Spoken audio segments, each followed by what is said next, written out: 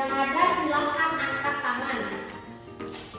Saya Bu, pada minggu lalu kita mempelajari tentang konsep dasar sosiologi. Nah, yang disampaikan Upa tadi betul. Yang kita pelajari minggu kemarin adalah tentang konsep sosiologi.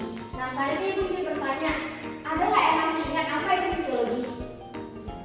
Saya Bu, sosiologi adalah ilmu atau studi yang mempelajari masyarakat, di mana di dalamnya kita mempelajari nilai dan norma, struktur sosial, lembaga sosial, kelompok sosial, dan lain sebagainya. Nah, yang betul yang disampaikan Upa tadi, salah satunya itu yang kita pelajari hari ini yaitu tentang kelompok sosial.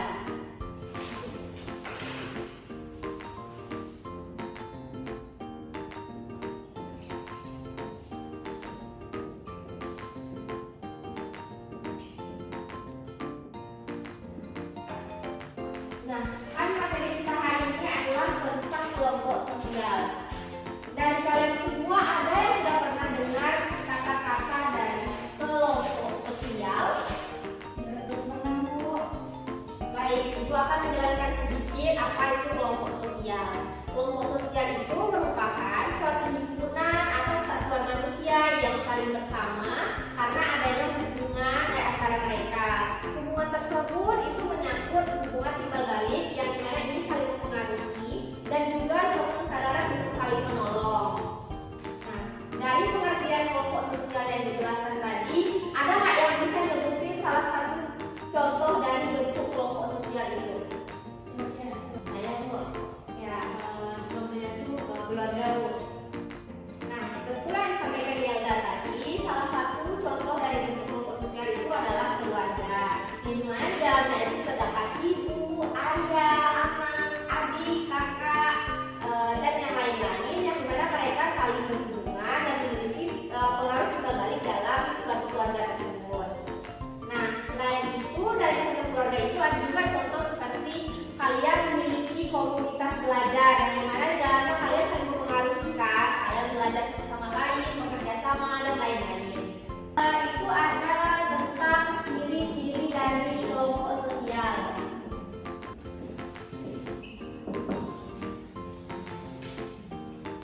Nah, kalian ada nggak yang tahu di sini salah satu dari ciri-ciri kelompok sosial itu?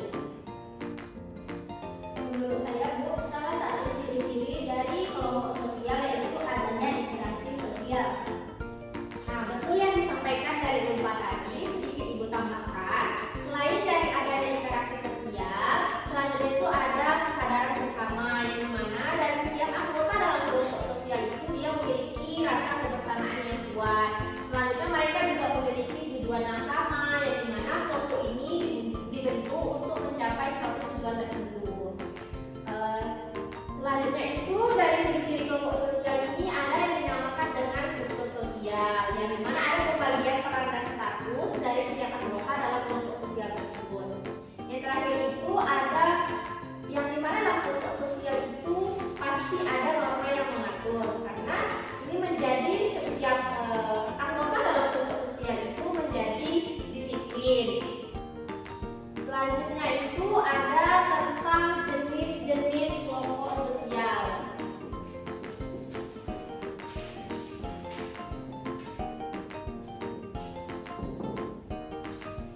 Nah, sebelumnya kelompok sosial itu dibagi menjadi berdasarkan beberapa aspek yang membedakannya. Yang pertama itu ada berdasarkan cara terbentuknya. Yang pertama itu ada kelompok formal, yang dimana ini dibentuk secara resmi dengan aturan yang jelas seperti perusahaan, organisasi sekolah, terus komunitas yang menggantungkan pada pemerintahan. Selanjutnya itu ada kelompok informal, yang dimana kelompok informal ini terbentuk secara alami tanpa ada aturan tertulis. Salah satu dari kelompok informal itu terlihat seperti di kalangan kalian, yang dimana salah satunya itu ada kelompok pertemanan. Selanjutnya itu ada berdasarkan hubungan antar anggota, yang mana ini terbagi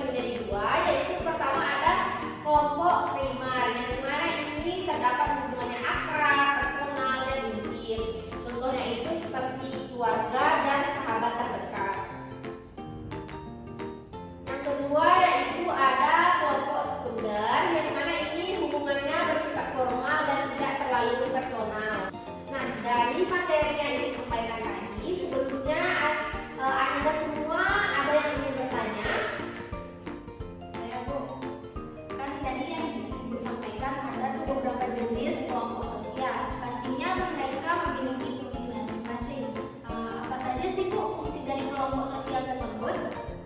Nah, sepertinya Ulfa sudah sangat paham dengan materi yang disampaikan tadi. Selanjutnya Ibu akan menjelaskan itu tentang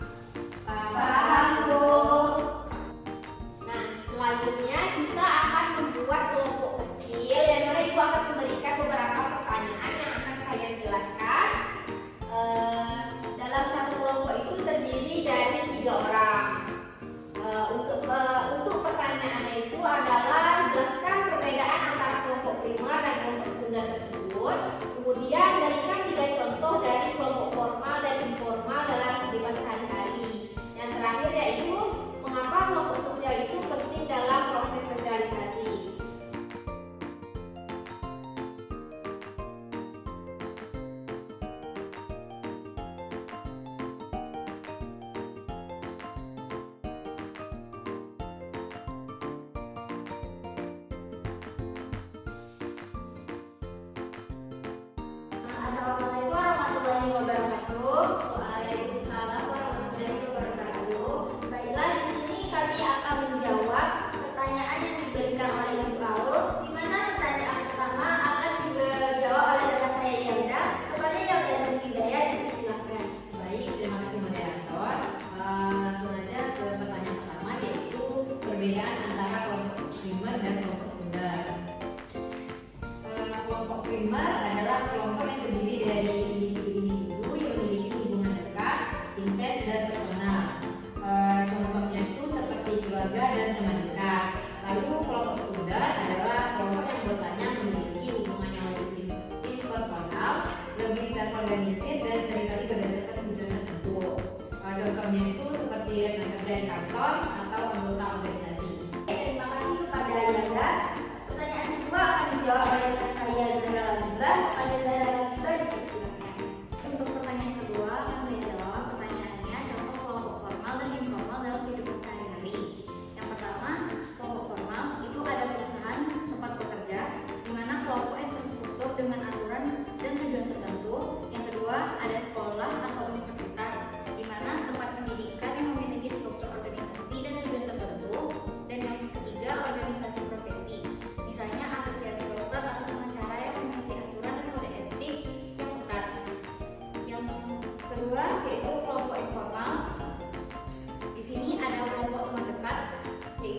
kelompok orang yang saling mengenal dan berinteraksi berdasarkan kedekatan pribadi.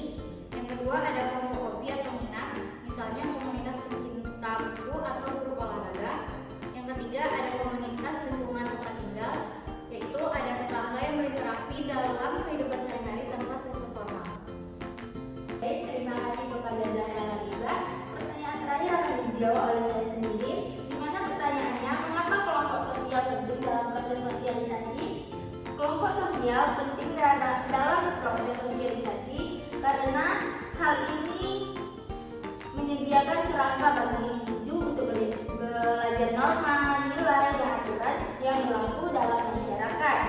Melalui interaksi dengan anggota kelompok sosial, seorang bisa mendapatkan identitas sosial, memahami peran sosialnya, serta bagaimana berperilaku dengan harapan masyarakat.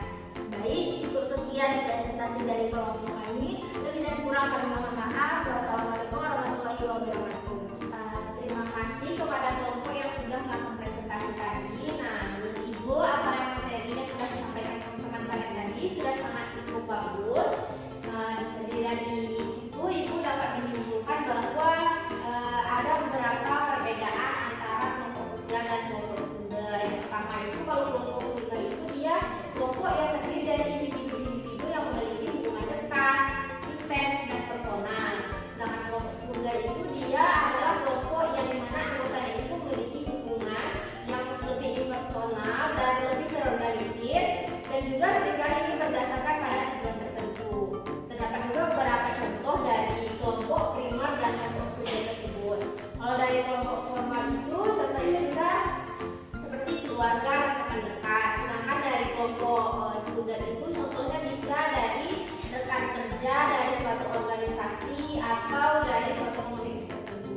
Selanjutnya itu, mengapa kelompok sosial itu sangat penting dalam proses sosialisasi? Karena kelompok sosial ini dia berperan penting dalam proses sosialisasi, karena kelompok ini dapat menyediakan kerangka bagi setiap individu untuk belajar norma, nilai, aturan yang lebih jelas dan berlaku dalam masyarakat. Dari yang Ibu sampaikan tadi, ada nggak selanjutnya yang ingin memperjelas atau menyimpulkan kembali hasil dari materi kita hari ini tentang kelompok sosial? Ibu, di sini saya akan mengulang kembali apa yang sudah dijelaskan. Yang pertama, itu pengertiannya. Pengertian kelompok sosial adalah kumpulan individu yang saling berinteraksi, memiliki kesadaran bersama, dan terikat oleh nilai, norma, serta tujuan tertentu. Dan yang kedua ada ciri dan kelompok sosial. Di sini adanya interaksi sosial, anggota yang saling terhubung. Dan yang kedua ada kesadaran bersama. Yang ketiga ada tujuan yang sama. Yang keempat ada struktur sosial, dan yang kelima ada norma yang mengatur di dalamnya. Baik, yang ketiga ada jenis kelompok sosial. Kelompok sosial di sini dibedakan berdasarkan berbagai aspek. Yang pertama, berdasarkan cara terbentuknya. Yang kedua, berdasarkan hubungan antar anggotanya. Yang ketiga, berdasarkan kepentingan dan tujuan anggotanya di dalam anggotanya tersebut. Yang keempat, berdasarkan keteraturannya. Baik, cukup sekian Ibu. Terima kasih kepada Zahra, yang disimpulkan dari Zahra sudah cukup bagus. Kita kasih apresiasi dulu untuk Zahra. Baik, mungkin hanya sampai di sini untuk materi pertemuan kita hari ini. Selanjutnya Ibu ingin kalian mempelajari lebih lanjut tentang interaksi sosial.